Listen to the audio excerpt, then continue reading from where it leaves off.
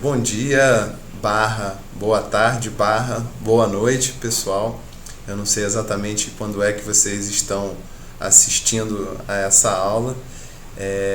Eu confesso que eu gostaria de estar do lado de vocês, presencialmente, um do lado do outro, mas em tempos de crise, em tempos de exceção, essa é uma saída, uma alternativa interessante. A gente vai então conversar um pouquinho hoje sobre o tema que eu julgo, que eu considero simplesmente o mais importante de todo o módulo de diabetes de vocês, a fisiopatologia do diabetes tipo 2.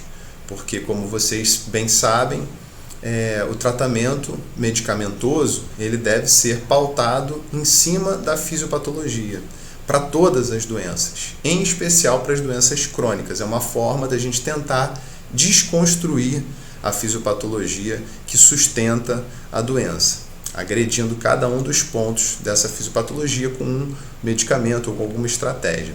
Eu coloquei no título Fisiopatologia Atual do Diabetes Tipo 2 porque existem alguns pontos da fisiopatologia mais modernos que eu vou tentar trazer para vocês aqui. Eu não tenho nenhum conflito de interesse para essa apresentação. E qual que é o meu objetivo com essa palestra? Primeiro, ampliar, aprofundar a compreensão que vocês têm hoje sobre a fisiopatologia do diabetes tipo 2. Claro que todos vocês, principalmente aqueles que fizeram clínica médica antes de fazerem endocrinologia, já trazem nas suas mochilas algum tipo de conhecimento sobre fisiopatologia do diabetes tipo 2. Todo mundo sabe que é uma doença fruto da resistência à insulina. Com essa aula, no final dessa aula, vocês vão ter um olhar um pouco mais diferenciado, um pouco mais próximo do que se espera de um especialista. Eu quero que vocês passem a entender que o diabetes tipo 2 é uma doença complexa, assim como a hipertensão, por exemplo, e que, como tal, merece um tratamento, como a gente já mencionou, baseado em fisiopatologia. A gente precisa também aprender a correlacionar os diferentes antidiabéticos disponíveis no nosso país com os respectivos pontos dessa fisiopatologia. Metformina, o que ela agride nessa fisiopatologia? As glitazonas, o que ela atende nessa fisiopatologia e assim por diante. Bem, quando eu fiz endocrinologia, quando eu estava sentado aí onde vocês estão, né? E tive essa aula no passado, era muito simples falar da fisiopatologia do diabetes tipo 2. Basicamente, a fisiopatologia do diabetes tipo 2 se resumia a esses dois pontos que vocês estão vendo aí. O diabetes tipo 2 era fruto de resistência à ação da insulina, resistência à insulina, associado, combinado com um certo grau de disfunção de célula beta. Era isso. Com o passar do tempo, a gente desmembrou esses dois pontos em 3 pontos. A gente passou a entender que, sim, havia um grau de déficit de secreção de insulina, um envolvimento, portanto, pancreático, um envolvimento da célula beta do pâncreas, e havia, sim, também resistência à insulina, porém, a resistência à insulina ela se expressava clinicamente de forma diferenciada em cada um dos dois principais tecidos alvos que se conhecia na ocasião. Então, no fígado, a resistência à insulina, que eu marquei com essa estrelinha azul, escrito no centro RI, de resistência à insulina, no fígado, a resistência à insulina ela se processa, ela se mostra dessa forma, com um aumento na produção hepática de glicose. Enquanto que no tecido muscular, esquelético, ela se expressa com uma diminuição na captação muscular de glicose no período pós-alimentar. Ou seja, a resistência à insulina no território hepático produz hiperglicemia de jejum e a resistência à insulina no tecido muscular produziria, portanto, hiperglicemia pós-prandial. Então, de 2 pontos, a gente passou para 3 pontos, sendo que 2 desses 3 pontos eram reflexo de um mesmo ponto, reflexo da resistência à insulina. A gente, aos poucos, foi entendendo cada vez mais de cada um desses 3 novos pontos naquela época, e a gente passou a perceber que havia também uma expressão diferenciada da resistência à insulina no território adipocitário, no tecido adiposo, e a isso se chamou adiposopatia. A gente vai ver um pouquinho sobre isso já já. Com o passar do tempo, a gente adicionou mais esses 2 pontos na fisiopatologia do diabetes tipo 2. A gente percebeu que havia uma diminuição no efeito incretina, que a gente vai ver o que é, uma disfunção incretínica, e isso andava de mão dada com um déficit na funcionalidade das células alfa, de tal forma que as células alfa produzem em excesso glucagon. Passou a ser o diabetes tipo 2 uma doença não só de um hormônio, uma doença não só relacionada ao déficit de secreção de insulina, mas também uma doença relacionada a um aumento na secreção de glucagon. Uma doença, então, bi-hormonal e não mais uma doença mono-hormonal. Mais à frente, a gente entendeu que havia também resistência à insulina no tecido nervoso central, em especial na região hipotalâmica, o que produz uma disfunção neurotransmissora, e mais à frente, recentemente, a gente entendeu que havia também um papel do rim na fisiopatologia da doença. O rim não era somente alvo da doença, ele participava ativamente na gênese do diabetes tipo 2, ele contribuía para a hiperglicemia, uma vez que ele reabsorvia em excesso a glicose presente no ultrafiltrado glomerular. E aí, com isso, a gente constituiu esse painel de 8 itens de fisiopatologia que, com o passar do tempo, ficou conhecido como octeto ominioso, Omnius Octet. E isso se deu, essa, vamos dizer assim, popularização desse termo através dessa publicação que foi dirigida por esse importantíssimo diabetólogo, o Dr. Ralph Defronzo, essa figura simpaticíssima que está aqui do meu lado na fotografia. Na época eu tinha cabelo, inclusive. Eu já tive a oportunidade de fazer com ele 3 cursos presenciais no Instituto de Diabetes do Texas, onde ele trabalha. Tá? Então se passou do triunvirato daquela teoria com 3 pontos simples de fisiopatologia para o octeto omenioso, essa fisiopatologia complexa de 8 pontos. E, mais uma vez, reforçando a ideia de se fazer um tratamento voltado para esses 8 pontos. Eu me arriscaria a dizer que hoje, pensando modernamente, no bom sentido da palavra, não só existem 8 pontos de fisiopatologia, mas talvez 12. Ou seja, a gente acrescentou mais 4 pontos em cima desses 8 aqui. Tá vendo que eu espremi esses 8 pontos que a gente já discutiu aqui no cantinho para abrir espaço para mais 4 pontos. Quais pontos seriam esses novos pontos de fisiopatologia?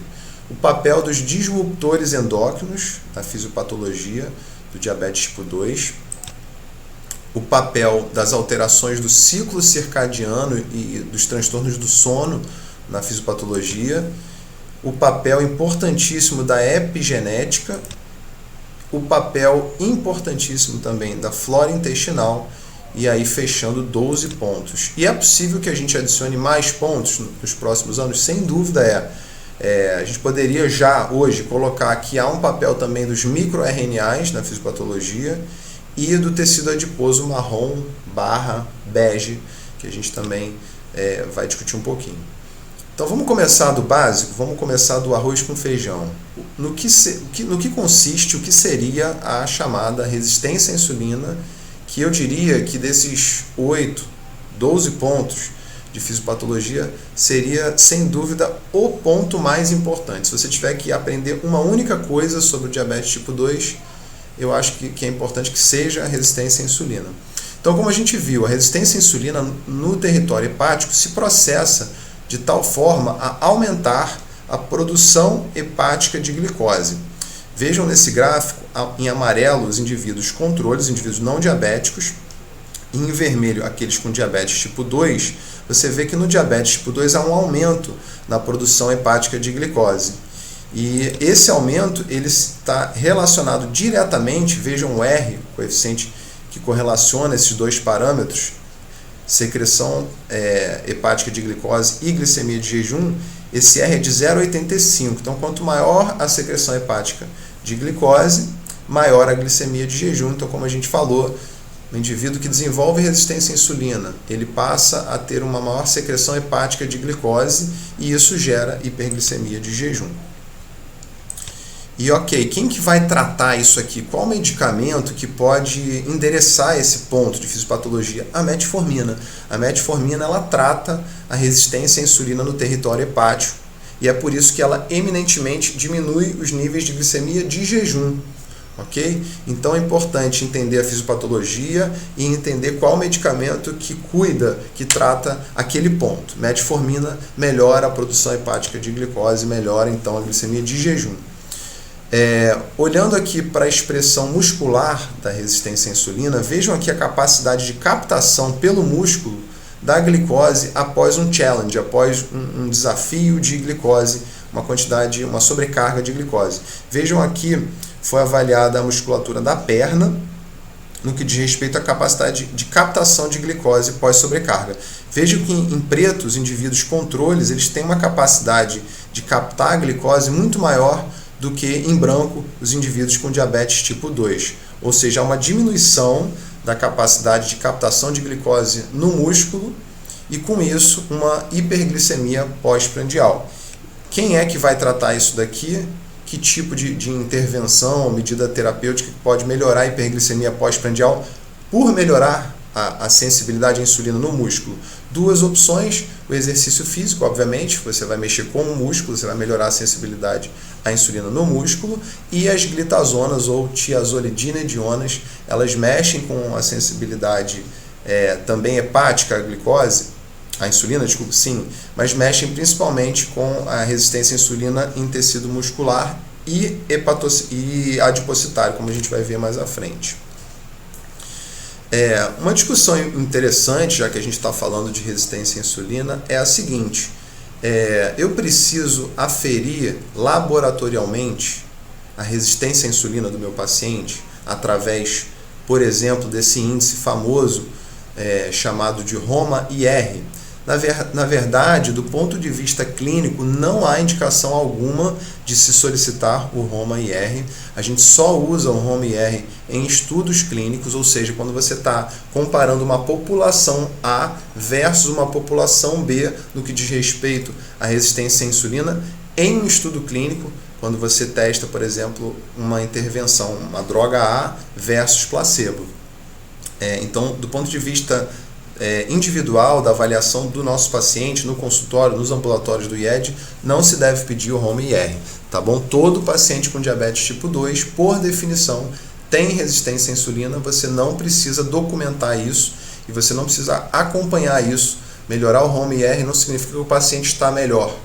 Perder peso, sim, significa que o paciente está melhor. Diminuir a hemoglobina glicada, sim, significa que o paciente está melhor. E assim por diante. Então, só para fins de documentação, quem desenvolveu esse método em 1985 foi um diabetólogo também muito famoso chamado David Matthews. Ele desenvolveu uma fórmula, uma equação matemática, que vocês estão vendo aqui, a glicose em miligramas por decilitro vezes a insulina em jejum em 1000 unidades por ml divididos por um fator de correção, 405. E a gente tem já documentado os cutoffs para a população brasileira. Vejam aqui na primeira linha, o ROMA-IR, o cutoff de 2,7 seria o percentil 90 para a população brasileira. Esse é um estudo do Bruno Gelonesi, da Unicamp, foi publicado já há mais de 10 anos atrás, 2009, tá? Mas isso só para estudos, viu, pessoal? Ok, então é o seguinte, por que a gente também tem que tomar cuidado com o ROMA, né? Porque o ROMA, ele é obviamente dependente do IMC do paciente. Ele é dependente também, por exemplo, do estágio puberal do paciente. Existem várias variáveis que deveriam modificar o cutoff do ROMA-IR dos nossos pacientes. Fora isso, a gente deveria ter um cutoff de acordo com a etnia. Nós temos no Brasil, né? Mas aqui nesse slide é para mostrar. Olha só o que acontece, por exemplo, se a gente pegar um indivíduo com IMC de 40, que eu marquei com essa bolinha azul aí que vocês estão vendo, e analisar a insulina de jejum dele, que é um dos principais parâmetros que a gente joga lá na fórmula do ROMA, né? Vamos supor que ele tenha uma insulina de jejum ali entre 100 e 200. Se a gente plotar nesse normograma, essa área cinza que vocês estão vendo, que a gente tem demarcados aqui o que seria o percentil 5, o que seria o percentil 50 e o que seria o percentil 95, a gente vai ver que uma insulina de 150 em alguém que tem IMC de 40, ela é totalmente normal. Ela está ali entre percentil 50 e percentil 95. No entanto, se a gente analisar esse mesmo nível de insulinemia de jejum 150 em uma pessoa agora com IMC de 22, 21, por exemplo, a gente vai ver que a gente já vai estar muito acima do percentil 95. Tá? Então, o número absoluto ele deveria ser ajustado pelo IMC, pela idade do paciente também. Né? Quanto mais velho o indivíduo, maior é a tendência dele ter resistência à insulina. Então, indivíduos idosos deveriam ter um cutoff mais alto para o ROMA. Durante a puberdade, é um momento de resistência à insulina fisiológico. Durante a gravidez, idem. Então, tudo isso deveria constar. Então, mais uma razão para a gente não pedir o ROMA-IR.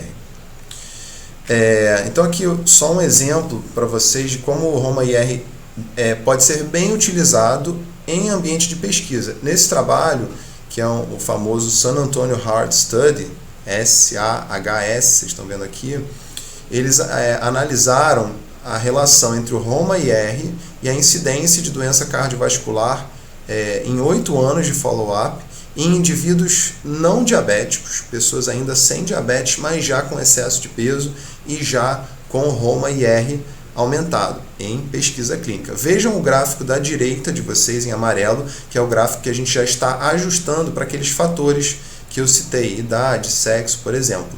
A gente vai ver que nos indivíduos mais sensíveis à direita de vocês, no primeiro quintil de sensibilidade, né, à insulina, ou seja, com níveis mais baixos de ROMA-IR, a incidência de doença cardiovascular é mais baixa e conforme aumenta o ROMA-IR, conforme piora a resistência à insulina, no quinto quintil, a incidência cumulativa, o odds ratio para a doença cardiovascular é maior. Tá? Então, esse é um exemplo de bom uso do ROMA-IR em pesquisa clínica. Tá? E ele também mostra, esse trabalho, qual é a importância clínica maior da resistência à insulina. Além de levar o indivíduo, de conduzir o indivíduo ao diabetes tipo 2, a resistência à insulina é o pilar de sustentação da doença cardiovascular. É ela o driver, é ela que gera doença cardiovascular no nosso paciente com excesso de peso e ou com diabetes tipo 2. Ok? Muito bem. Então, quais são os mecanismos moleculares da resistência à insulina? O que está acontecendo no nível molecular que gera a resistência à insulina? Vamos começar olhando o indivíduo normal, o indivíduo não diabético. O receptor de insulina, ele é um receptor transmembrana, vocês estão vendo aqui exemplificado por esses 4 retangulinhos azuis, e ele é um heterotetrâmero, ou seja, ele é formado por 4 subunidades, por isso tetrâmero, 2 de um tipo e 2 de um outro tipo, por isso hétero, que são subunidades diferentes, senão seria homotetrâmero. Então, um heterotetrâmero, onde você tem 2 subunidades alfa e 2 subunidades beta. A subunidade beta é a subunidade que atravessa propriamente a membrana celular, que é um cororeceptor na membrana celular, e a subunidade alfa é onde a insulina vai se ligar. Tá? Então, vamos imaginar que essas bolinhas azuis são a insulina, e a insulina, então, quando se liga na subunidade alfa, ela vai desencadear um processo de transformação no próprio receptor, de forma que vai haver uma transfosforilação do receptor de insulina em resíduos de tirosina.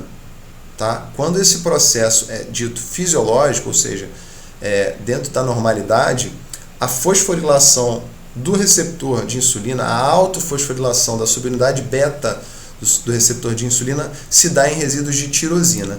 E isso, quando acontece, ativa esse receptor e ele passa a exercer uma função também de fosforilar outros alvos celulares, vamos dizer assim, mediadores intracelulares, principalmente os chamados IRS, os substratos do receptor de insulina. A gente está vendo aqui, a gente tem o IRS1 e o IRS2, então esses 2 substratos vão ser fosforilados pelo próprio receptor de insulina ativado, e esses substratos, por sua vez, vão fosforilar outros alvos intracelulares, como esses que estão marcados aqui, e eu daria destaque à PI3 quinase, que por sua vez, quando fosforilada, vai fosforilar uma outra proteína, a AKT. E com isso a gente vai produzir, no final das contas, os efeitos ditos metabólicos da via de sinalização da insulina, que são esses: aumentar a captação de glicose via GLUT4, aumentar a captação de aminoácidos, síntese de glicogênio e lipogênese. Então vejam vocês que a insulina ela tem um efeito metabólico que não se restringe ao âmbito glicídico, que não se restringe ao metabolismo da glicose, mas envolve também o metabolismo proteico e lipídico. E é por isso que a insulina é considerada um dos hormônios anabolizantes principais do nosso organismo, porque ela gera estocagem de glicogênio, aumento da síntese proteica e aumento de tecido adiposo de estoque, né? Muito bem, então vejam que é uma reação em cadeia. Bonito, né? Muito bonito isso. Então a insulina se liga lá em cima no receptor e isso vai gerar uma sequência de reações que vai culminar com esses efeitos metabólicos, tá? A gente tem que lembrar que no estado de resistência à insulina, no estado patológico, essa cascata, essa sequência de reações químicas, ela vai funcionar de forma indevida. Aí a gente está falando então de fisiopatologia e não mais de fisiologia. Então, pessoal, vamos imaginar aqui que uma pessoa que tem resistência à insulina, a insulina se ligou lá na subunidade alfa do receptor de insulina. E aí o que vai acontecer? Essa autofosforilação, essa transfosforilação do receptor de insulina vai se dar na subunidade beta em receptores de serina e não mais em receptores de tirosina. Eu vou passar para vocês um método mnemônico que eu tenho para guardar aqui quando é que a fosforilação é em serina e quando é que é em tirosina, né? Então, diabetes tipo 2, a resistência à insulina é uma doença séria, não é? Então, a fosforilação é em serina. Então, a gente sabe que o patológico é a fosforilação em serina. Essa fosforilação em serina, ela vai então corromper todo aquele processo em cadeia que a gente viu, de tal forma que os substratos do receptor de insulina, eles não mais conseguem ativar a PI3 quinase e toda aquela via metabólica, aqueles efeitos metabólicos, se dão em menor grau quando você tem vigente resistência à insulina, ok? Então, na resistência à insulina, lembra que é uma doença séria, a fosforilação é em serina. E essa fosforilação é uma fosforilação errada, que então diminui os efeitos metabólicos da insulina. Vamos voltar agora para o indivíduo que não tem diabetes, para o indivíduo que não tem resistência à insulina, e vamos ver um outro aspecto, que é a via proliferativa. A insulina ela tem uma via intracelular metabólica, que é o que a gente viu anteriormente, e ela tem também uma outra via, que é uma via proliferativa, né? A insulina, como eu falei, é um hormônio anabolizante, ela gera proliferação tecidual também. Então, vamos ver no indivíduo normal. A insulina se liga no receptor, na subunidade alfa, gera uma fosforilação em resíduos de tirosina, né? A fosforilação correta, vai tudo funcionar bem. Como é que funciona essa via proliferativa quando está tudo funcionando direitinho? O receptor ele vai fosforilar um alvo intracelular que vai, por sua vez, fosforilar essa importante proteína chave chamada MAP quinase. E a MAP quinase, vamos lembrar que ela é má, ela faz coisas ruins. Então, depois dessa fosforilação da MAP quinase, isso desliga a MAP quinase, que seria uma enzima que ativaria, vejam aqui, inflamação, crescimento celular e proliferação celular, aterosclerose. Então, no estado fisiológico, quando há fosforilação em tirosina, quando tudo está bem, a MAP quinase ela é inativada e não liga os processos de inflamação, aterosclerose e crescimento celular. A via proliferativa ela é menos ativa. No indivíduo com resistência à insulina, acontece o inverso. A via proliferativa ela fica muito ativa. O receptor, a subunidade beta, quando fosforilado em serina, que é algo sério, lembra? Você vai deixar a MAP quinase ativa. Ele não vai conseguir impedir a MAP quinase de funcionar. A MAP quinase fica livre para abrir os processos inflamatórios de crescimento celular e aterosclerose, ok? Então aumenta a via proliferativa. Resumindo a história, na resistência à insulina, o lado bom da história, o lado bom dessa moeda, a via metabólica, ela está diminuída, ou seja, há aumento da glicemia e aumento dos lípides, e a via proliferativa, que é o lado ruim da história, ela está aumentada. Então, gerando um estado pró-inflamatório, pró-trombótico, que gera risco de doença cardiovascular. É importante a gente ter noção, pessoal, que a resistência à insulina, ela está ligada não só às condições que a gente já consegue conectar, que são mais óbvias, como, por exemplo, diabetes tipo 2. A gente mostrou aí que a resistência à insulina está diretamente ligada ao risco cardiovascular, mesmo que não produza diabetes tipo 2. A resistência à insulina está relacionada à obesidade centrípeta. A hipertensão, ela está também no cerne, na gênese da hipertensão.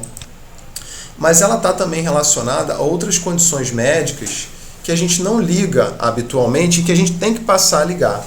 O especialista tem que passar a enxergar que a resistência à insulina ela também faz parte da fisiopatologia da síndrome de ovários policísticos, ela também faz parte da fisiopatologia da esteatohepatite não alcoólica, ela se relaciona com sepse, a gente vai entrar um pouquinho mais nisso. Quem é que nunca viu um paciente no CTI que, em função de estar séptico, por conta da sepse, desenvolve hiperglicemia? Por que disso? Porque a sepse gera resistência à insulina e a resistência à insulina gera hiperglicemia. Na hepatite C, a mesma coisa. 1/3 dos pacientes com hepatite C tem resistência à insulina, tem hiperglicemia. A gente sabe que o HIV está relacionado à resistência à insulina. Os pacientes com HIV têm mortalidade cardiovascular, risco para doença cardiovascular aumentado por conta da resistência à insulina. E até a gente sabe hoje que doenças que interferem com a cognição, por exemplo, Alzheimer, mesmo que não seja demência vascular, o Alzheimer mesmo, ele tem na sua base, no seu cerne, a resistência à insulina como um dos fatores que gera a doença, né? Neoplasias, a resistência à insulina, é uma forma que o câncer tem de, vamos dizer assim, entre aspas, se alimentar de glicose, de roubar a glicose para si, para crescer. Então, se vocês tiverem essa visão mais ampla da resistência à insulina, isso é muito importante como especialistas. Vamos ver um pouquinho da expressão da resistência à insulina no território do sistema nervoso central. Hoje em dia, isso é tão importante que até se fala em diabetes tipo 3. Se chama a doença de Alzheimer como diabetes tipo 3, como se fosse um diabetes cerebral, uma vez que a resistência à insulina no encéfalo é um ponto de fisiopatologia importante. Então, tentem acompanhar aqui comigo. Vocês estão aí tentando prestar atenção no que eu estou falando, né? Vocês estão estudando igual esse menininho aí que está sentado na carteira lá da escola, escrevendo. E quando a gente está estudando, a gente está tentando montar uma cadeia, uma sequência de sinapses, de tal forma que a gente crie uma nova memória. A gente consiga memorizar o que a gente está aprendendo. E para isso funcionar adequadamente, para essa plasticidade neuronal fluir adequadamente, a gente precisa que o metabolismo energético, que dá suporte às células do sistema nervoso central, estejam a pleno vapor. Outros processos precisam também estar em pleno funcionamento para que isso se desenvolva. Síntese proteica, a capacidade de diferenciação e crescimento celular, a formação de novas sinapses depende de toda uma estrutura de apoio aqui. E essa estrutura, ela diz respeito à energia disponível e, além disso, fatores de crescimento, hormônios que são capazes de entregar essa energia no lugar correto. E entre esses fatores hormonais eu citaria a insulina. O IGF, né, o fator de crescimento, insulina-like, né, Insulin-like growth factor, e também a própria insulina. Então, havendo resistência à insulina, esse processo não se dá de forma correta. Vamos imaginar... antes disso, a gente tem que lembrar hoje que, imaginem que essa linha vermelha, essa cobrinha vermelha, é a barreira hematoencefálica. Até pouco tempo atrás, a gente entendia que a insulina presente no sistema nervoso central, ela era totalmente, 100% oriunda da circulação sistêmica. A insulina que circulava nos vasos sanguíneos tinha que cruzar a barreira hematoencefálica para então poder transportar essa energia para a boquinha do neurônio que estava se formando lá. Tá? E hoje a gente sabe que não. Na verdade, a gente sabe que não é necessário. Essa insulina também vem, a insulina presente no sistema nervoso central, ela também vem da circulação sistêmica, cruzando a barreira hematoencefálica, mas há sim insulina residente no sistema nervoso central, ok? Vamos imaginar que vocês, sentadinhos aí estudando, acabaram deixando de fazer exercício, passaram a comer besteira no plantão, pedir pizza e desenvolveram excesso de peso e acabaram desenvolvendo diabetes tipo 2, ou seja, apareceu resistência à insulina, apareceu esse player nesse cenário. Como eu falei, então, a gente vai ter a insulina funcionando menos e essa estrutura de suporte para a formação da memória se perde e há, então, um prejuízo importante nos sistemas energéticos, principalmente a mitocôndria. A mitocôndria entra em estresse oxidativo e isso também está na gênese da doença de Alzheimer e diminui a memória, ok?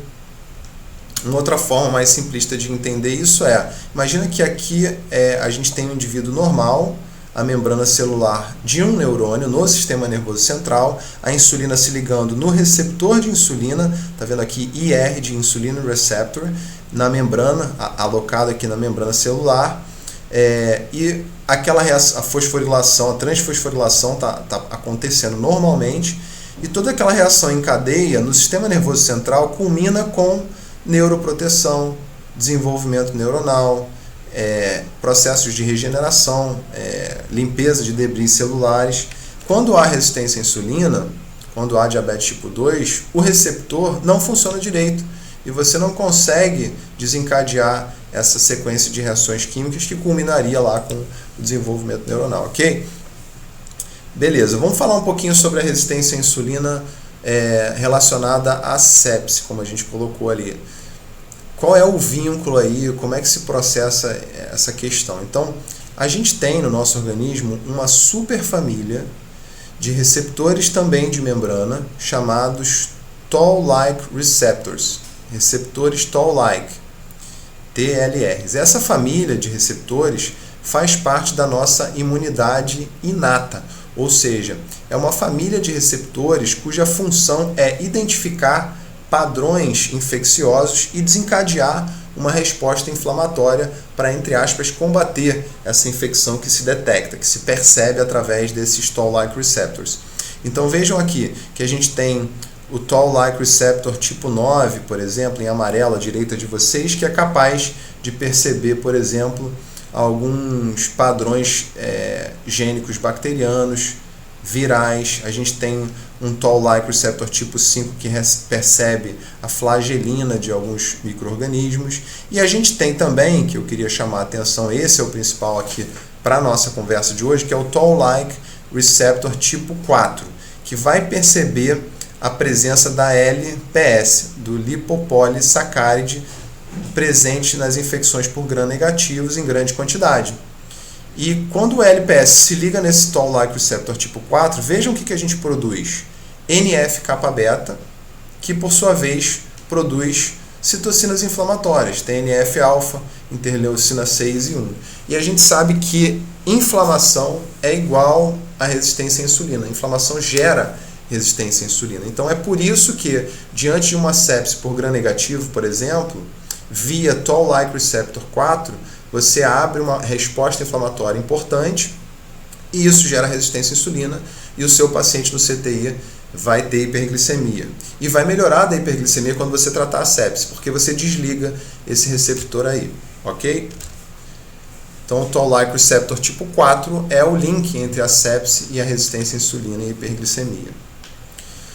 Existem, pessoal, algumas condições médicas mais raras, como é o caso dessa síndrome de Rabson-Mendenhall, que é uma síndrome que é fruto de uma mutação com perda de função, uma LOF, uma Loss of Function Mutation, no gene que codifica o receptor de insulina. O receptor de insulina ele não funciona por uma mutação com perda de função e não por excesso de peso. Então são pacientes magros que apresentam resistência à insulina muito grave. E por que a gente está falando disso aqui se essa é uma condição extremamente rara? Porque esse cenário, esse tipo de paciente, ele permite para a gente aprender uma série de coisas. Ele mostra para a gente como que se dá a resistência à insulina em grau máximo, no seu extremo de apresentação. Esse trabalho que vocês estão vendo aqui que eu estou citando foi o meu TCC. Eu consegui publicar o meu TCC, eu fiz residência aqui no IED de endócrino, eu publiquei na Diabetologia em 2010, meu orientador foi o Rodrigo Moreira. Então vejam aqui o paciente com Rabson-Mendenhall, olha só, o que é isso que vocês estão vendo aqui na axila dele à esquerda de vocês? Isso aqui é resistência à insulina, isso aqui é a expressão na pele da resistência à insulina, acantose nigricans grave, em um paciente com resistência à insulina grave. Tá? Então, a acantose nigricans é a expressão na pele da resistência à insulina. Melhor do que dosar Roma. É você perceber no exame físico a acantose. Não precisa ser tão exuberante como esse caso extremo, mas às vezes aquela acantose na região cervical posterior, na axila, você já sabe que tem resistência à insulina, mesmo que aquele indivíduo não tenha diabetes ou pré-diabetes. Ok, segundo ponto mais importante de fisiopatologia é a diminuição na secreção de insulina, a disfunção de células beta. A gente sabe que a secreção normal, fisiológica de insulina, ela tem esse padrão que vocês estão vendo nessa caixa preta, da mesma forma que uma série de hormônios no nosso organismo, hormônios eminentemente hipofisários, na célula beta do pâncreas, a secreção de insulina normal ela tem uma característica pulsátil, ou seja, se dá impulsos, ela é bifásica, eu já vou mostrar para vocês como é esse padrão bifásico, e tem todas essas outras características que vocês estão vendo aqui, tá? Vejam aqui um exemplo, no indivíduo não diabético, nesse desenho acima, na parte de cima da figura, a gente tem um pico de secreção mais alto, depois outros picos menores, mais à frente um outro pico mais comprido. E no diabetes tipo 2, você perde essa capacidade, essa fisiologia, você deixa de ter plenamente ativo o marcapasso da célula beta de secreção insulínica. Veja como se transforma, como piora, como muda a frequência de picos e a intensidade de cada um dos picos no diabetes tipo 2. Né? Então há claramente uma disfunção de célula beta.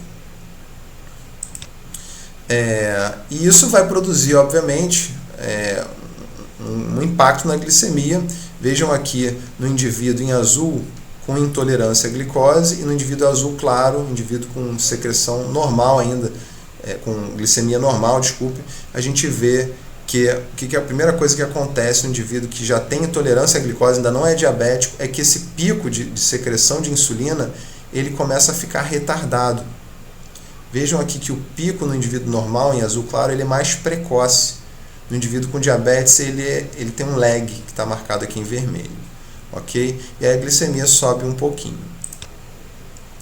No segundo momento, já com o indivíduo com diabetes tipo 2, que é o que vocês estão vendo em azul aqui escuro, a gente vê que há uma perda desse pico precoce de secreção de insulina. Há um blunt desse pico de insulina. E aí, quais são as medicações que vão atuar nesse ponto da fisiopatologia? São os chamados secretagogos de insulina. São drogas que vão ativar a célula beta no sentido de estimulá-la a secretar mais insulina, já que ela está secretando pouco ou está secretando de forma inadequada. São 3 as medicações que atuam nesse ponto de fisiopatologia. A própria insulina, você ofertar insulina para o paciente, reposição, entre aspas, com insulina, e os secretagogos de insulina propriamente ditos, as sulfonilureias e as glinidas ou metiglinidas. Esse slide aqui eu roubei do meu pai, né, um slide clássico que ele usa há muitos anos e que ajuda a gente a gravar o padrão normal de secreção de insulina pela célula beta. A gente vai mostrar em branco. Vejam que ele é um padrão muito parecido com o nosso pão de açúcar aqui no Rio de Janeiro. E olha como se perde esse primeiro pico, esse pico rápido, esse pico precoce de secreção de insulina no indivíduo com diabetes tipo 2. Essa é a alteração principal, né? Em especial no início da doença. Com o passar dos anos se perde também o segundo pico, esse pico mais lento de secreção de insulina. Então por isso que a gente fala que o padrão de secreção de insulina é um padrão bifásico. Tem um pico precoce mais pronunciado e tem um pico mais lento e menos evidente no segundo momento.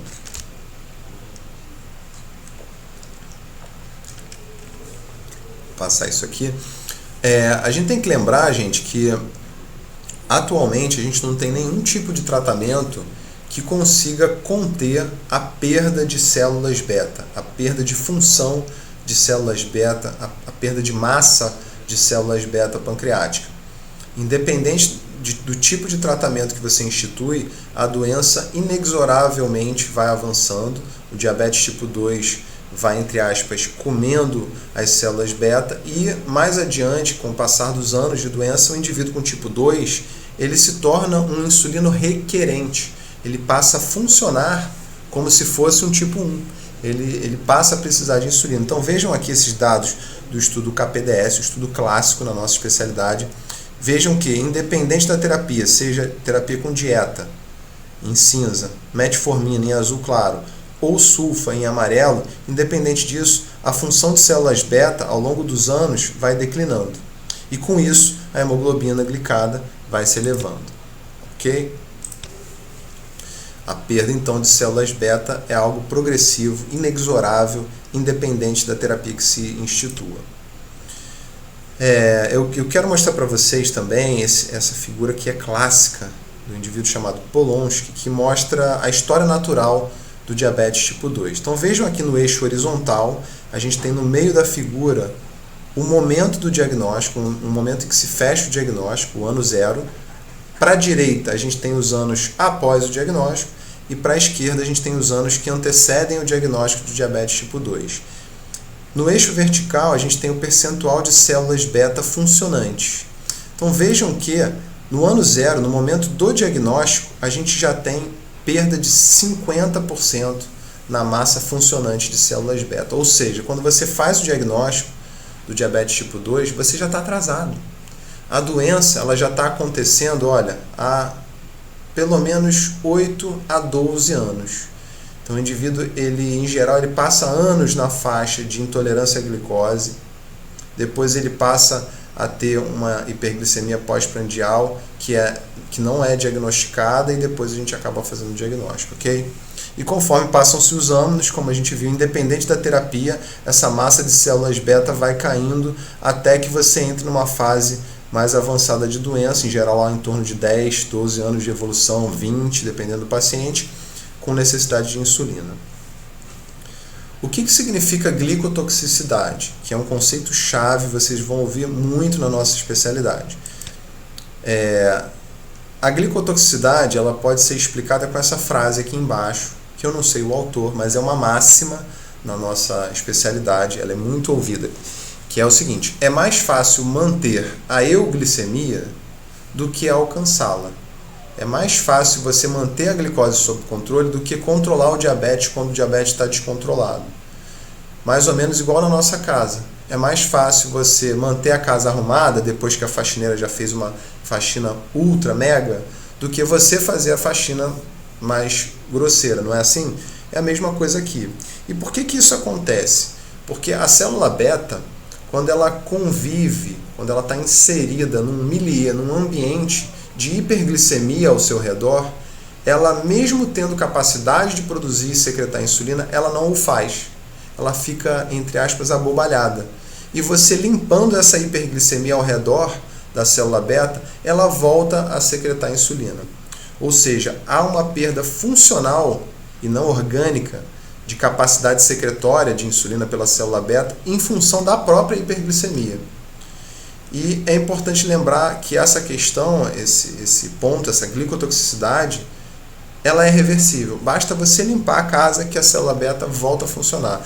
Então olha só aqui que interessante. Esse estudo foi feito com ratos pancreatectomizados, ou seja, um modelo, entre aspas, como se fosse de um diabetes tipo 1. E a gente vê aqui a capacidade no eixo vertical de secreção de insulina em preto nos indivíduos controles, em tracejadinho aí nos indivíduos com diabetes, esses ratos que foram pancreatectomizados. Você vê que quando você faz a pancreatectomia, aqui no caso parcial, você tem uma perda importante da capacidade de secreção de insulina, mas quando você usa uma medicação aqui chamada florizina, que é uma droga glicosúrica, foi a precursora da DAPA e da empagliflozina, Você produz uma glicosúria sem mexer no pâncreas. Você só está limpando a glicose, abrindo a torneirinha do rim para escapar a glicose para o xixi.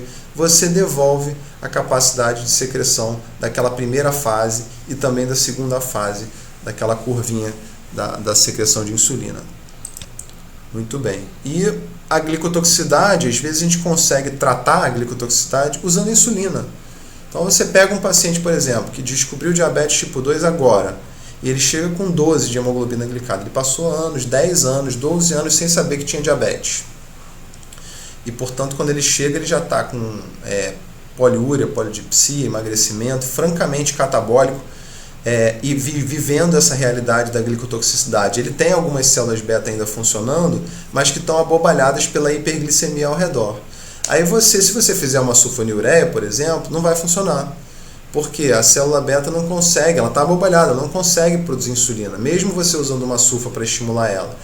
E aí você pode instituir, por exemplo, um período transitório inicial de insulinoterapia, 8 semanas, 12 semanas de insulinoterapia, limpa a casa, tira aquela hiperglicemia ao redor e a célula beta volta a conseguir secretar insulina. Você tratou a glicotoxicidade com a insulina.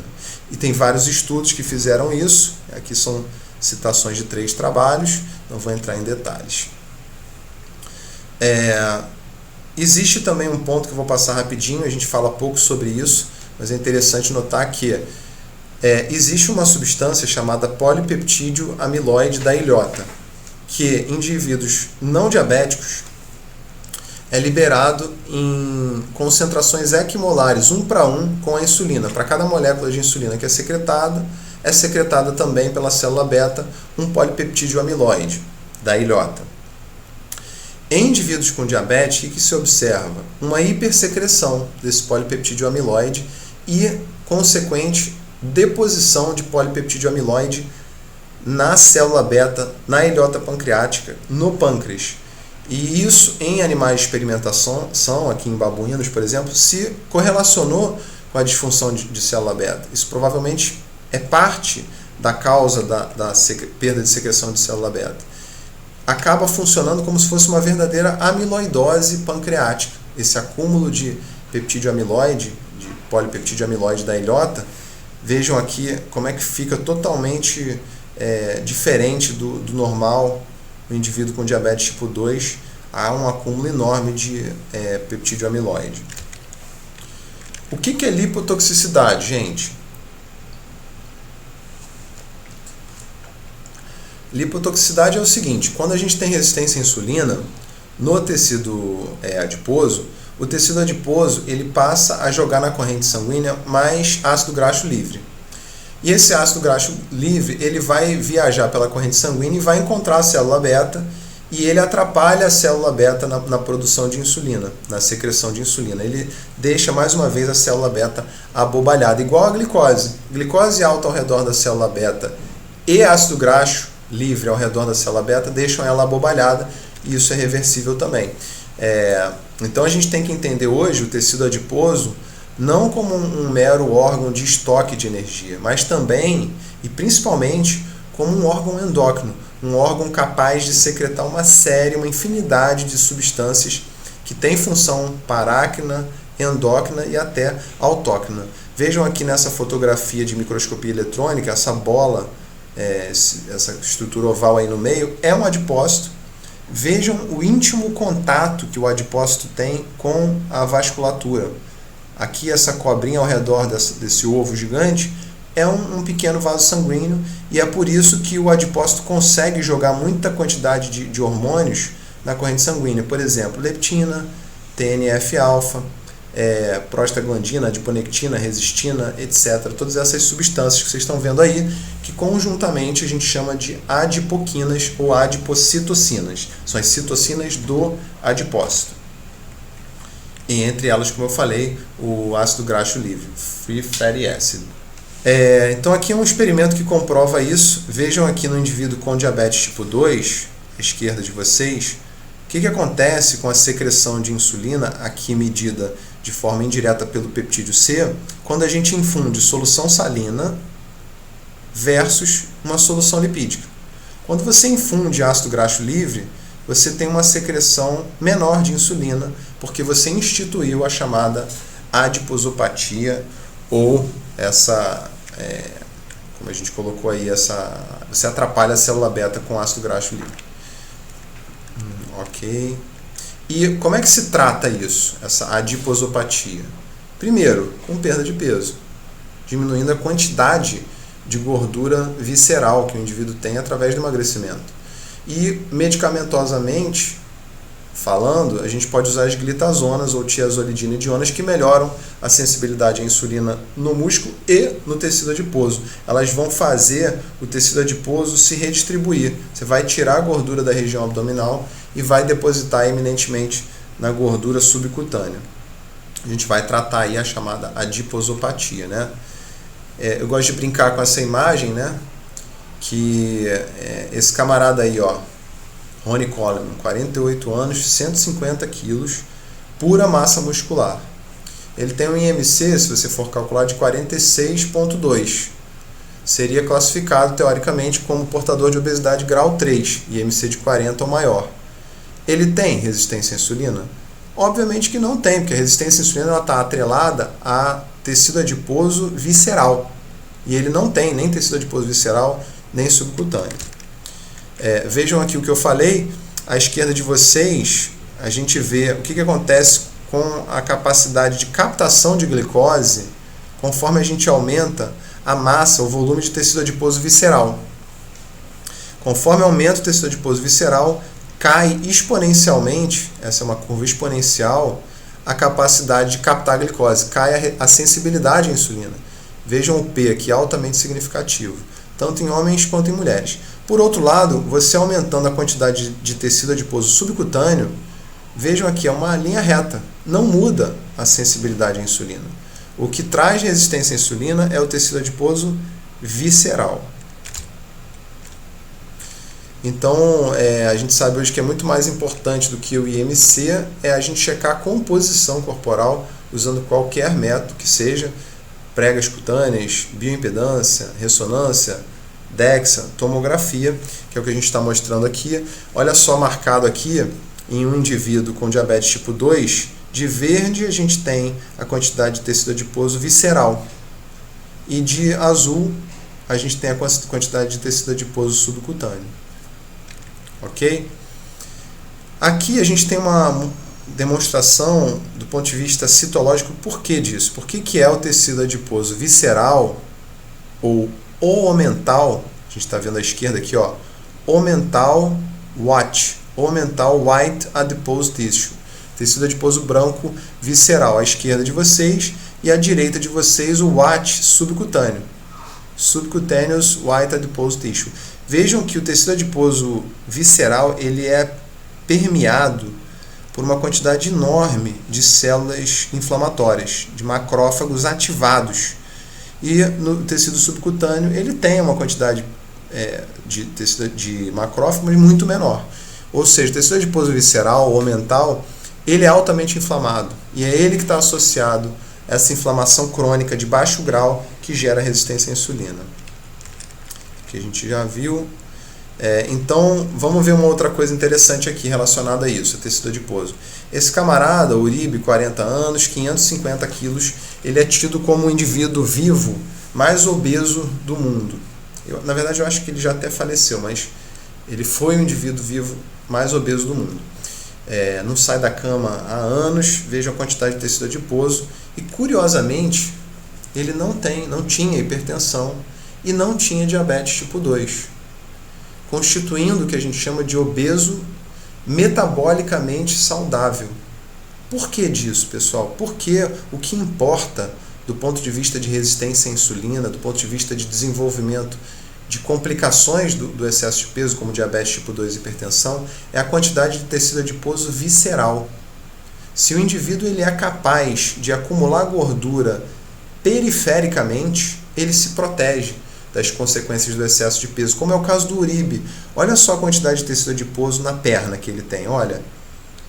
Ele tem tecido adiposo visceral? Tem, óbvio que tem, mas olha a quantidade de tecido adiposo em braço. Ele, com isso, ele consegue impedir, em parte, que o tecido adiposo se acumule nas vísceras, e com isso ele fica sem consequências metabólicas. Por outro lado, existe o magro metabolicamente obeso, que é o caso dessa paciente que vocês estão vendo aqui, do ambulatório do Dr. Amélio e da doutora Cintia, do ambulatório de lipodistrofia. Esse slide, eles que me cederam, eu agradeço muito a gentileza. É uma paciente com lipodistrofia. E vejam que o IMC dela é de 24,5. É um IMC normal. Só que essa paciente tem acantose, olha aqui, importante na axila. Ela tem 3 stents, essa paciente. Ela é hipertensa, está em bom controle? Tá, mas é hipertensa, é diabética, tem triglicerídeo alto, HDL baixo. Por quê? Porque ela não acumula gordura na barriga, ela não consegue acumular gordura na coxa, não consegue acumular gordura em glúteo, não consegue acumular gordura em braço. Ela só acumula gordura intraabdominal, visceral, e é isso que inflama e é isso que dá complicações, tá? Muito bem. Então, como é que a gente trata isso? Com as glitazonas, mais uma vez. A gente vai, tá vendo aqui a TZD, a gente vai transformar esse camarada da esquerda no camarada da direita usando a glitazona. A gente vai diminuir a quantidade de tecido gorduroso intraabdominal, intrahepático, intramuscular, e a gente vai aumentar a quantidade de tecido adiposo subcutâneo. Tira da onde faz mal e bota aonde não faz mal, no subcutâneo. Um exemplo claro disso é esse trabalho da Universidade de Washington, do Samuel Klein, um grupo que eu tive a oportunidade de trabalhar com eles um tempo lá em St. Louis, na Universidade de Washington. Olha que trabalho interessante, publicado em 2004 no New England.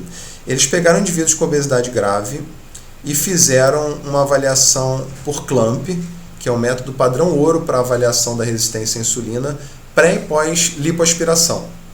Então aqui em cima vocês veem antes da lipoaspiração, um indivíduo com um abdômen com uma quantidade enorme de tecido adiposo. Aqui a avaliação por ressonância, você vê a quantidade de tecido adiposo subcutâneo. E embaixo, depois da lipoaspiração, você vê que o indivíduo diminuiu a quantidade de tecido adiposo subcutâneo somente. Obviamente que o procedimento cirúrgico, estético, ele não consegue acessar, ele não consegue diminuir o tecido adiposo visceral, ele só diminui o tecido adiposo no subcutâneo. E o que a gente observa? Que apesar da perda de peso importante, vejam, esses indivíduos perderam 6 quilos, 8 quilos de massa gorda, eminentemente subcutânea, nada de massa gorda visceral. Vejam aqui que só tem significância estatística, o p-valor só atingiu significância estatística aqui quando se analisa a diminuição de tecido adiposo subcutâneo. Quando a gente analisa a quantidade que se perdeu de tecido visceral, não teve significância estatística, não mudou. E a gente vê que pressão arterial, sistólica e diastólica, glicemia, LDL colesterol, colesterol total, HDL, triglicerídeo, vejam, o p-valor não mudou. Comparando pré e pós cirurgia plástica, não há melhora do ponto de vista metabólico, do ponto de vista pressórico, lipídico, glicídico. E do ponto de vista hormonal, aqui embaixo, idem. Você não mexeu no tecido que produz hormônio. Então a quantidade de leptina, adiponectina, interleucina 6, PCR, fator de necrose tumoral alfa, tudo se mantém quando você faz um procedimento estético. E aqui são os dados de CLAMP, vou passar rápido. Da mesma forma, o CLAMP não muda a sensibilidade à insulina. Aqui está o Samuel Klein, que foi meu chefe lá, na época que também tinha mais cabelo ainda, onde eu trabalhei com eles. Ok, pessoal? Então são essas perguntas que a gente tem que pensar, né? Por que nem todo obeso tem síndrome metabólica? Porque ele consegue acumular gordura periférica e se defende do acúmulo de gordura central. Por que o lipodistrófico, apesar de ter um IMC normal, ele tem síndrome metabólica? Pelo inverso, porque ele só acumula gordura visceral e não consegue acumular na periferia porque ele não tem gordura periférica. E por que é que não melhora a síndrome metabólica quando você retira a gordura subcutânea fazendo cirurgia plástica? Porque você não mexeu no problema que é a gordura visceral. Tá certo? Vamos passar um pouquinho sobre isso. Vou mostrar para vocês um pouco da disfunção incretínica que acontece no diabetes tipo 2, da diminuição do efeito incretina que acontece no diabetes tipo 2, e que, como eu falei, anda de mão dada com a disfunção de célula alfa a disfunção de glucagon, o aumento na secreção de glucagon no diabetes tipo 2. O que é o efeito incretina? O efeito incretina ele foi demonstrado pela primeira vez com esse experimento que vocês estão vendo aqui, do Michael Nauck, de 1986. O que ele fez? Ele casou a oferta de glicose por via endovenosa, em azul claro, com a oferta de glicose por via oral, em azul escuro. Ele ofertou quantidades semelhantes de glicose por essas duas vias. Vejam aqui a curva da glicemia plasmática casadinha, em indivíduos saudáveis, indivíduos não diabéticos, e mediu a capacidade de secreção de célula beta, né, a medida aqui pelo peptídeo C, nesses dois cenários. E vejam que quando você oferta a glicose por via oral, a secreção de insulina é muito maior do que quando você oferta a mesma quantidade por via venosa. Ou seja, há um incremento na secreção de insulina quando a glicose é ofertada por via oral, e a esse incremento se convencionou chamá-lo de efeito incretina, por causa de incremento. E isso se perde no diabetes tipo 2. Por que acontece isso, esse incremento? Por que se secreta mais insulina quando você dá a glicose por via oral versus venosa? Bom, isso acontece porque quando a glicose viaja pelo trato digestório, ela vai encontrar nas porções mais distais do intestino delgado duas células especializadas na produção hormonal. Essa célula L, à esquerda de vocês, e a célula K. Essas células, elas produzem, respectivamente, a célula L, ela produz GLP-1, que é um enterohormônio, que a gente vai ver já o que faz, e a célula K, nas regiões mais proximais do delgado, ela produz essas substâncias enterohormônio chamado GIP. Esses dois hormônios, GIP e GLP-1, que são as incretinas, são os responsáveis por aquele efeito incretina que a gente viu no experimento anterior. Esses caras eles vão lá no pâncreas e aumentam a secreção de insulina e diminuem a secreção de glucagon, e com isso abaixam a glicose. Eles fazem bem para o organismo do ponto de vista metabólico, GIP e GLP-1. Acontece que esses hormônios eles só ficam ativos por muito pouco tempo na corrente sanguínea. Vejam aqui que após 1 minuto a gente já tem a inativação de 50% do GLP-1. E após 7 minutos a gente já tem a inativação do GIP. E isso se dá por essa enzima, essa degradação de GIP e GLP-1 acontece por ação da dipeptidilpeptidase tipo 4 ou DPP4, tá? Então o hormônio ele é muito bom, mas ele funciona por um período muito curto na corrente sanguínea por causa dessa enzima. Então, se eu inibir essa enzima, se eu impedir a função da DPP4, eu vou manter GLP-1 e GIP ativos por mais tempo, eu vou manter um melhor efeito incretina, ok? Então aqui só para mostrar para vocês que quando a gente se alimenta, mais uma vez, o alimento, quando passa pelas células L e pelas células K, ele vai estimular a secreção de GLP-1 e GIP. Esses dois hormônios, enterohormônios, eles vão agir na célula beta, aumentando a secreção de insulina, e na célula alfa, diminuindo a secreção de glucagon. E há também um efeito de diminuição do esvaziamento gástrico. Há um efeito no estômago, alentecendo o esvaziamento gástrico. Isso é interessante por quê? Porque gera saciedade, é um estímulo periférico para a saciedade, e além disso diminui a glicemia pós-prandial. E há também um efeito direto no sistema nervoso central de saciedade por parte do GLP-1. Vejam aqui, gente, na célula beta, o efeito ele é dito glicose dependente. E na célula alfa, idem.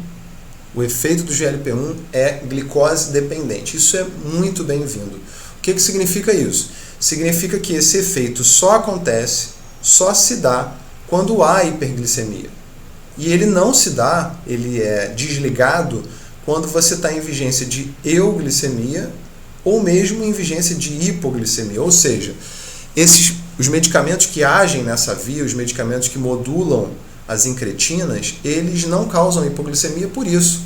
Porque por mais alto que esteja o GLP-1, ele só baixa a glicose se a glicose estiver alta. É por isso que esses medicamentos os agonistas de GLP-1 foram, ao longo do tempo, acabaram sendo aprovados para pessoas que não têm diabetes tipo 2 e têm excesso de peso, porque são seguros.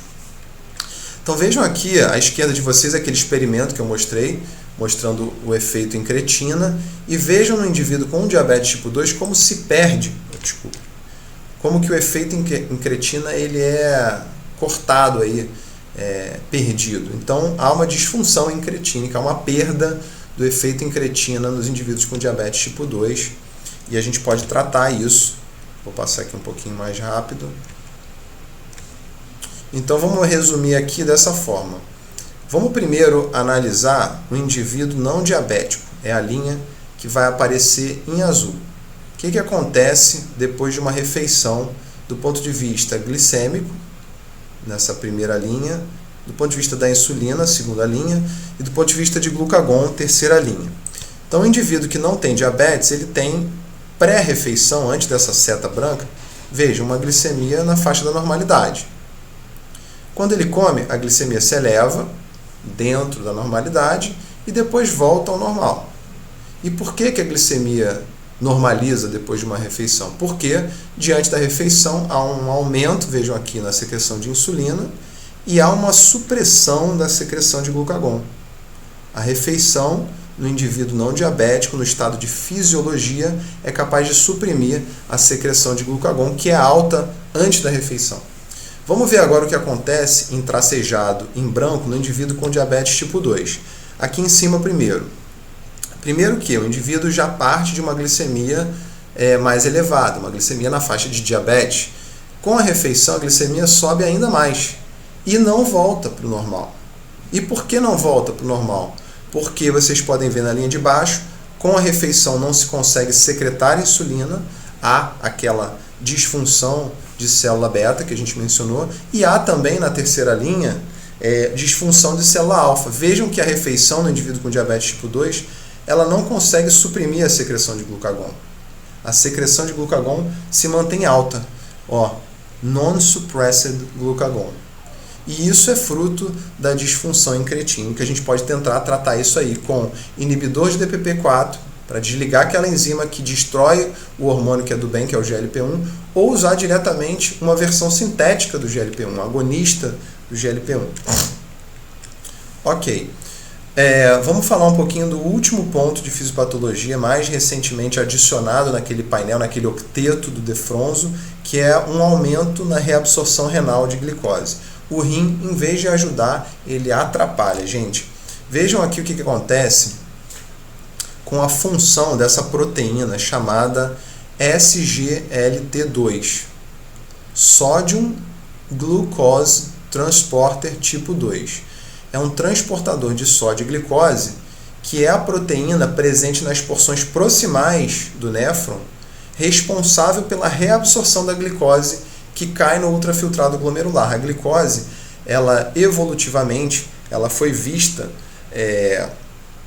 como um nutriente fundamental e que não pode ser perdido pelo rim. Então, a evolução selecionou os indivíduos de tal forma que a gente seja extremamente capaz de, já na porção proximal do néfron, reabsorver o máximo possível de glicose. Tá? No indivíduo com diabetes tipo 2, como tem muita glicose caindo nesse ultrafiltrado glomerular, se o rim fosse esperto, o que ele ia fazer? Ele ia desligar essa recaptação de glicose. Ele ia pensar assim, bom, para que eu vou botar a glicose de volta para a corrente sanguínea se já tem excesso de glicose na corrente sanguínea? Eu vou deixar sair aqui pelo rim mesmo. E isso equilibraria o sistema. Só que o rim, ele tem um problema, ele não percebe isso. Então vejam aqui, à esquerda de vocês, a expressão do RNA mensageiro dessa proteína de transporte, essa SGLT2, no indivíduo controle. Olha como aumenta no indivíduo com diabetes tipo 2. Justamente o contrário do que a gente queria. Vejam aqui a capacidade de recaptação de glicose à direita de vocês. No indivíduo com diabetes aumenta. O indivíduo passa a ser um hiperreabsorvedor de glicose no túbulo proximal, ao invés de deixar a glicose sair pelo rim. Tá? Então vejam aqui, a gente tem a arteríola aferente, entrando e formando o tufo capilar glomerular e a arteríola eferente saindo do glomérulo. A gente tem aqui, entrando pela arteríola aferente, todo aquele excesso de glicose no indivíduo com diabetes tipo 2, que vai cair nas porções proximais do túbulo proximal. Vejam aqui, túbulo proximal. Então, no segmento S1, ou seja, no segmento proximal do túbulo proximal, a gente tem a expressão dessa SGLT2, que é a proteína que vai pegar a glicose daqui e botar de volta para a corrente sanguínea, fazendo o contrário do que a gente queria no indivíduo com diabetes tipo 2. E nos segmentos S2 e S3, a gente tem uma outra proteína, que é a SGLT1, que reabsorve o resto. O que o SGLT2 não consegue pegar, a SGLT1 vai pegar. Mas o SGLT2 consegue pegar 90% dessa glicose, tá? Então, a gente pode usar uma medicação para inibir a ação desse SGLT2 e explicar para o rim, olha, rim, não é para pegar de volta a glicose, eu quero que deixe sair mesmo. Então, inibindo essa SGLT2, você aumenta a glicosúria, são drogas glicosúricas, e com isso baixa a hemoglobina glicada, tá? Eu vou passar aqui um pouquinho, como eu falei, então, os inibidores de SGLT2 são as medicações que vão atuar aqui nessa fisiopatologia. A aula já está muito extensa, pessoal, então não vou falar muito sobre os outros itens. Eu só queria lembrar a vocês que existem substâncias chamadas desreguladoras endócrinas que estão presentes nos produtos de higiene pessoal, nos produtos de beleza, que a gente usa desde muito cedo na nossa vida e que vão atuar como se fossem um hormônio e que vão gerar, por exemplo, entre vários malefícios para o organismo, resistência à insulina e disfunção de célula beta, tá?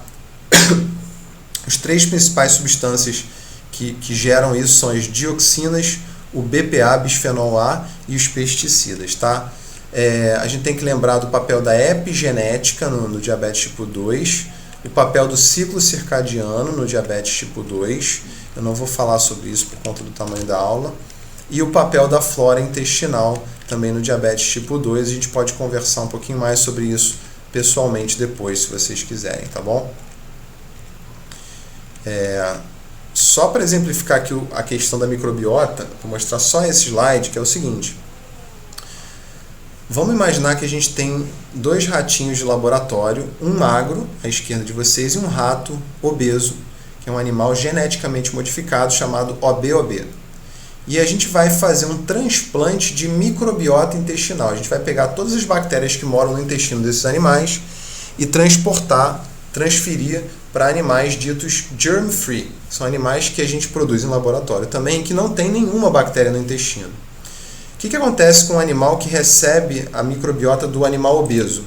Ele ganha mais peso do que o animal que recebeu a microbiota do animal magro, mesmo recebendo a mesma quantidade de ração, mesmo fazendo a mesma quantidade de exercício, correndo naquela rodinha a mesma quantidade de horas por dia. Tá? Então isso mostra que há um potencial terapêutico aqui para a gente modular a microbiota intestinal no sentido de melhorar as doenças metabólicas. Tá?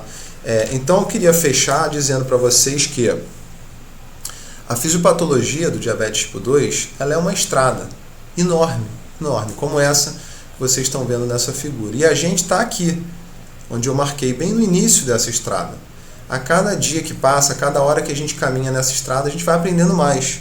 E a gente tem que estar atento a isso e conforme forem sendo adicionados mais itens nesse painel aí de 12, 13, 14, a gente tem que ir estudando junto, a gente tem que se manter atualizado, tá? Vocês devem focar nessa parte que eu marquei aqui de vermelho, né, dessa linha vermelha para baixo, que são os 8 pontos principais, é isso que a gente cobra em prova, tá?